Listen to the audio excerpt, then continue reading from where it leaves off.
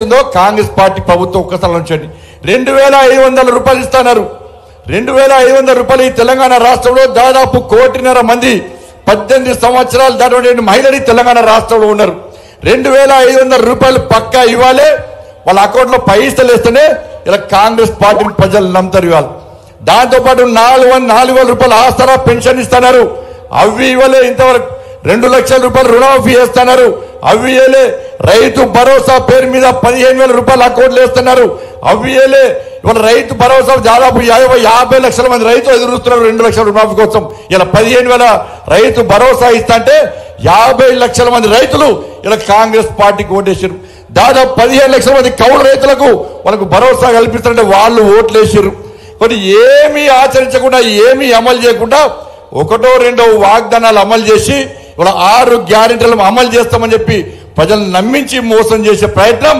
ఇలా కాంగ్రెస్ పార్టీ చేస్తున్న విషయాన్ని ఇవాళ తెలంగాణ సమాజం గుర్తించాలి ఇలా జీతాలు ఇచ్చే పరిస్థితి లేదు ఇది కేవలం ఎన్నికల సంవత్సరం ఎన్నికల మంత్ అని చెప్పి ఈ నెల ఫస్ట్ ఆర్డర్ జీతాలు ఇచ్చారు నెక్స్ట్ మంత్ ఫస్ట్ ఆర్డర్ జీతాలు ఇస్తారు మళ్ళా తర్వాత ఒక్కొక్క నెలలా జీతాలు ఇస్తే ఒట్టిగా ఇక జీతాలు ఇయ్యరు ఇవాళ 6 గ్యారెంటీలు వాళ్ళు అమలు చేయాలంటే దాదాపు 5 లక్షల కోట్ల రూపాయలు అవసరం బడ్జెట్ కానీ మొన్న ప్రవేశపెట్టిన బడ్జెట్ లో కేవలం 53,000 కోట్ల రూపాయలు మాత్రమే కాంగ్రెస్ పార్టీ ప్రభుత్వం ఎలా చూపెట్టే ప్రయత్నం చేసింది మరి మిగతా పైసలు ఎక్కడ ఇస్తారు ఎట్లా సంక్షేమ పథకాలు అమలు చేస్తారో కాంగ్రెస్ పార్టీ చూపెట్టలేకపోయింది అందుకే వాళ్ళ తెలంగాణ రాష్ట్రంలో ఎవరు ఎక్కడ భయపడాల్సిన అవసరం లేదు భారతీయ జనతా పార్టీ కార్యకర్తలు ప్రజలు ఆలోచిస్తున్నారు ఇలా ప్రజలు వాస్తవ విషయాలు తెలిసినాయి 6 గ్యారెంటీలు చెప్తే మేము కాంగ్రెస్ పార్టీకి ఓటేస్తాం కానీ మా కోసం కొట్లాడింది భారతీయ జనతా పార్టీ కార్యకర్తలు మా రుణమాఫీ కోసం కొట్లాడింది భారతీయ జనతా పార్టీ కార్యకర్తలు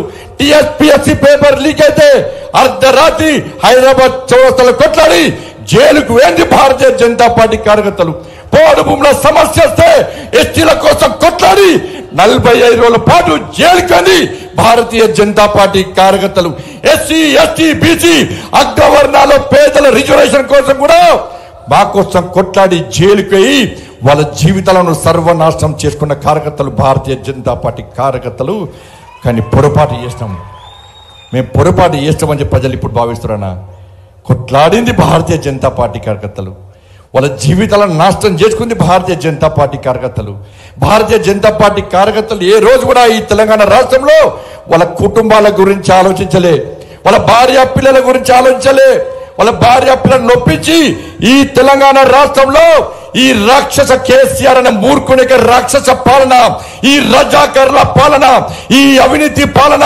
ఈ కుటుంబ పాలన అంతా ముందుంచి ఈ తెలంగాణ రాష్ట్రంలో రామరాజ్యం మోడీ రాజ్యం తీసుకురావడం కోసం మా కుటుంబాలను పక్కకు పెట్టాం మా కుటుంబాలను పక్క పెట్టి ఏ రోజు స్వార్థంగా ఆలోచించకుండా ఈ తెలంగాణలో పేదల రాజ్యం రావాలి ఒక్కసారి తెలంగాణ రాష్ట్రంలో భారతీయ జనతా పార్టీ రాజ్యం మోడీ రాజ్యం వస్తే మా కార్యకర్తలకు న్యాయం జరుగుతుంది ఇక్కడ పేదలకు న్యాయం జరుగుతుందని చెప్పి కష్టపడి కొట్లాడమన్న ఈ తెలంగాణ రాష్ట్రంలో ఇప్పుడు ప్రజలు గుర్తిస్తున్నారు బీజేపీలకు అధికారం రావాల్సి ఉండే కానీ బీజేపీల నోటికాడి బుక్కను కొట్టుకపోయి మేము కాంగ్రెస్ పార్టీకి ఇష్టమని ప్రజలు బాధపడుతున్నా ఇప్పుడు బాధపడుతున్నా కాంగ్రెస్ ఇలా మనమే కాదు ఇలా కాంగ్రెస్ పార్టీ బీఆర్ఎస్ పార్టీ కార్యకర్తలు కూడా ఆలోచిస్తున్నారు ఎస్ ఈ ఎన్నికల్లో నరేంద్ర మోడీ ప్రభుత్వం రావాలి కేంద్రంలో భారతీయ జనతా పార్టీ ప్రభుత్వం వస్తేనే మనకు నిధులు వస్తాయి తెలంగాణ రాష్ట్రం అభివృద్ధి చెందుతుందని చెప్పి ఈ తెలంగాణ రాష్ట్రంలోని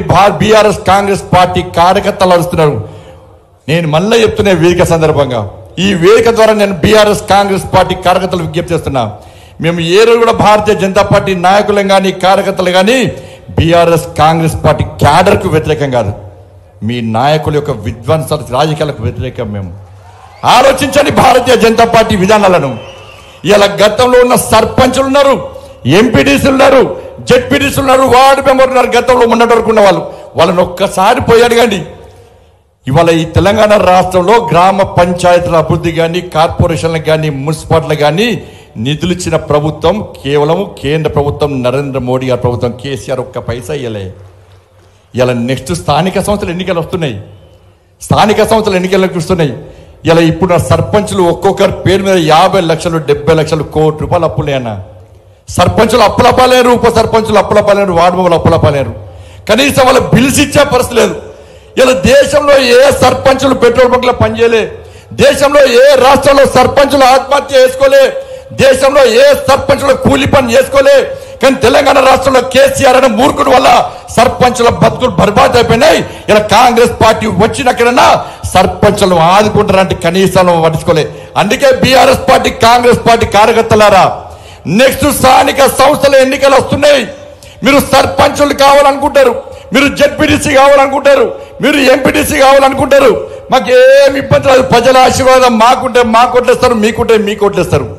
రేపు గెలిచిన తర్వాత మీరు ప్రజల్లో తలెత్తుకొని తిరగాలంటే ఇలా కేంద్రంలో నరేంద్ర మోడీ ప్రభుత్వం ఏర్పడుతుందని ఇక్కడ ఎంపీలను భారతీయ జనతా పార్టీ గెలిపిస్తేనే మీకు నిధులు వస్తాయి, అధిక నిధులు వస్తాయి.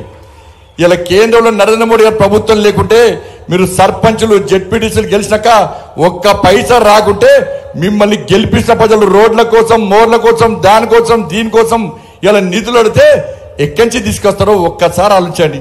అందుకే కేంద్రంలో ఏర్పడింది నరేంద్ర మోడీ గారి ప్రభుత్వం. కాబట్టి మీ రాజకీయ భవిష్యత్తు బాగుండాలంటే, మీరు ప్రజల్లో తలెత్తుకొని తిరగాలంటే, మీలో చిత్తశుద్ధి ఉంటే, మీలో నిజాయితీ ఉంటే తప్పకుండా ఈ తెలంగాణ రాష్ట్రంలో 17కు 17 సీట్లు భారతీయ జనతా పార్టీ అభ్యర్థులు గెలిస్తే ఇవాళ నరేంద్ర మోడీ గారు అదనపు నిధులు ఇస్తారు. ఇవాళ మేము కొట్లాడి తీసుకొస్తాం. కాంగ్రెస్ పార్టీకి ఓటేస్తే తీసుకుపోయి మూసినాలు వేసినట్టు. ఇక బీఆర్ఎస్ పార్టీ పరిస్థితి నా ఘర్కా, నా ఘాట్కా. ఇక్కడ లేదు, అక్కడ లేదు. ఈడ వీకనాడు, ఆడ వీక్తాడట. కేసీఆర్ పెద్ద డ్రామా ఆర్టిస్ట్. అంతకుముందు ఏమన్నాడన్నా, ఇలా ఒకటే పార్టీ కాంగ్రెస్ పార్టీ. శాసనసభ ఎన్నికల గిట్టే బీజేపీ బీఆర్ఎస్ ఒకటి, బీజేపీ బీఆర్ఎస్ ఒకటి. సక్సెస్ అయ్యారు కాంగ్రెస్ పార్టీ వాళ్ళు. ప్రజలు నమ్మితే సక్సెస్ అయ్యారు. ప్రజలు నమ్మిరు కూడా వాస్తవాన్ని. అది తప్పని ప్రజలు గుర్తించలేకపోయారు. మళ్ళా పార్లమెంట్ ఎన్నికలు మళ్ళీ బీజేపీ బీఆర్ఎస్ కూడా అంటున్నారు. కాంగ్రెస్ పార్టీ ప్రచార వస్త్రాలు లేవు. 6 గ్యారెంటీలు ప్రజలు నమ్మరని తెలిసి ఇది స్టార్ట్ చేశారు. ఈ ఎన్నికల ముందు, శాసనసభ ఎన్నికల ముందు వాస్తవంగా జరిగింది ఏంటి అంటే, శాసనసభ ఎన్నికల ముందు బీఆర్ఎస్ పార్టీకి సంబంధించిన కొంతమంది మంత్రులు భారతీయ జనతా పార్టీలో చేరుతాను సార్, ఈ కేసీఆర్ ముఖం పెట్టుకొని ఓట్ల కోసం పోతే ప్రజలు చీటు అంటున్నారు, ఈ కేసీఆర్ ముఖం పెట్టుకొని ఓట్ల పోయే పరిస్థితి సార్, మాకు నరేంద్ర మోడీ ముఖం కావాలి సార్, నరేంద్ర మోడీ కావాలి సార్ మాకు అని చెప్పి చాలా మంది బీఆర్ఎస్ పార్టీ మంత్రులు బీజేపీలో చేరడానికి వచ్చారు. వాస్తవం కూడా నాకు కలిసిరు. అప్పుడు రాష్ట్ర అధ్యక్షుడు నేనే, నన్నే వచ్చి కలిసిరు. ఈ విషయం తెలుసుకున్న కేసీఆర్ ఏం చేసిందంటే, కేసీఆర్ నటించడన్న నటనలో జీవిస్తాడు, కుంపలు ముంచాడు తెలివి అంతా కూడా. గట్నే ఊరించుకుంటా మాటలు చెప్పి మన బతుకులు బర్బాద్ చేసి నాశనం చేసిండు. ఇలా ఏం చేసిండు, ఆ మంత్రులను నమ్మించడానికి. ఇలా ఏ నాయకుడైనా తన మీద విశ్వాసం ఉండే విధంగా ధైర్యం చెప్పలేదు నాయకులకు. కేసీఆర్ మీద పార్టీ నాయకులకు విశ్వాసం లేదు. ఇలా మంత్రులను పిలిచిండు. పిలిచి ఏం చేసిండు, నాకు ఢిల్లీ నుంచి ఫోన్ వచ్చింది, నాకు కేంద్ర మంత్రి పదవి ఇస్తాడట, మరి పోదామా అన్నాడట. ఈ మంత్రులు తిన్నవా బస్ పన్ను అంటే తిన్నా, పన్నవారా బస్ పన్ను పన్ను అంటారు. వీళ్ళు పోయి కేసీఆర్ చెప్పగానే, అరే మన కేసీఆర్ సార్ ఢిల్లీలో మంత్రి అవుతుండట, ఇక మన బీజేపీ ఎందుకు చేరాలే అని చెరువు బంద్ చేశారు. బంద్ చేసాక ఏం చేసిండు, మళ్ళా అది క్లోజ్. మళ్ళా ఇప్పుడు ఏం చేసిండు, ఈయనకట మోడీ గారు ఫోన్ చేశారు పోటీగానికి. నాకు ఈయన పార్టీ గింత పార్టీ, ఈయన పార్టీ గింత పార్టీ, పార్లమెంట్లో పార్టీ నుంచి పోటీ చేయడానికే ఎవరు వస్తలేరు పార్టీకి. పార్లమెంట్లో అభ్యర్థులే గెలుస్తలేరు, పోటీ చేయడానికి ఎవరు లేరు. పోటీ చేస్తే తెలంగాణ రాష్ట్రంలో బీఆర్ఎస్ పార్టీ 3వ ప్లేస్, వేరే పార్టీలు లేవట్లేవు, 4వ ప్లేస్ వస్తుంది. ఈ విచారం ఏమంటాడు, ఈసారి మళ్ళీ మోడీ గారు ఫోన్ చేసినట. నేను మోడీ గారికి నీళ్ళకేం పని లేదని మోడీ గారికి ఫోన్ చేసిరట, మళ్ళీ ఎన్డీఏలో చేరదామా అని చెప్పి. ఇప్పుడు మల్లన్న ఉన్నాడు, మల్లన్న మంత్రి ఉన్నాడు, మల్లన్న ఆ మల్లన్న కొన్ని చెప్తే ఏం చేస్తాడు, తెల్లారి మీడియాలో చెప్తాడు. అవునా కాదా? ఇట్లా కొంతమంది ఎమ్మెల్యేలు ఉన్నారు, ఈ మీడియాలో ఓపెన్ గా మాట్లాడటంలో పిలుస్తాడు కేసీఆర్.